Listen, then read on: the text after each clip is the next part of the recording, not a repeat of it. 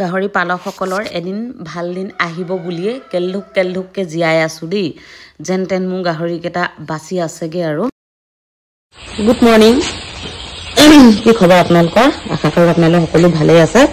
আজি বহুদিনৰ মূৰত মই ফাৰ্মখনলৈ আহিছোঁ। কালি আহিছিলোঁ, আমি দেলহি যাওঁতে মোৰ জা এগৰাকীকে দায়িত্ব দি থৈ গৈছিলোঁ। ভয়ো লাগে, বেলেগক সোমাব দিয়া নহয় ফাৰ্মত, হ'লেও আৰু তাইক দায়িত্বটো দি থৈ গৈছোঁ, উপায়তো নাই। এতিয়া ঘপককৈ আমি গুচি গ'লোঁ। গাহৰি মানে যেনে তেনে জীয়াই আছে আৰু দেই। ফেচবুকত দেখি আছোঁ, নিউজত দেখি আছোঁ, ইমান গাহৰিবোৰ মৰিছে, বেমাৰ হৈছে। কিন্তু কম আৰু এনেকুৱা হ'ব নালাগে। বহুত দুখ লাগিছে দেখি।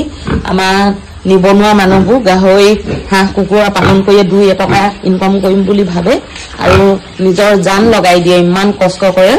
তেনেকুৱা পিছত নিজৰ ইমান মূলধন ইনভেষ্ট কৰাৰ পাছত তেনেকুৱা যদি হয়, কেনেকৈ মানে আমাৰ মানুহবিলাক উন্নতি হ'ব, স্বাৱলম্বী কেনেকৈ হ'ব?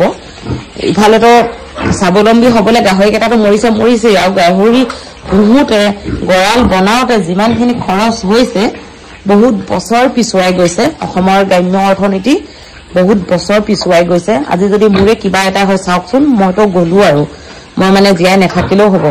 মাহেকত গাহৰি দানা নামত 25,000 টকা যায়। মোৰতো কমেই আছে, মোৰ বহুত কম আছে গাহৰি, কিন্তু 11টাহে আছে মোৰ। বেছি থকাসকললৈ ভাবকচোন কি হ'ব মানে কণ্ডিশ্যনটো।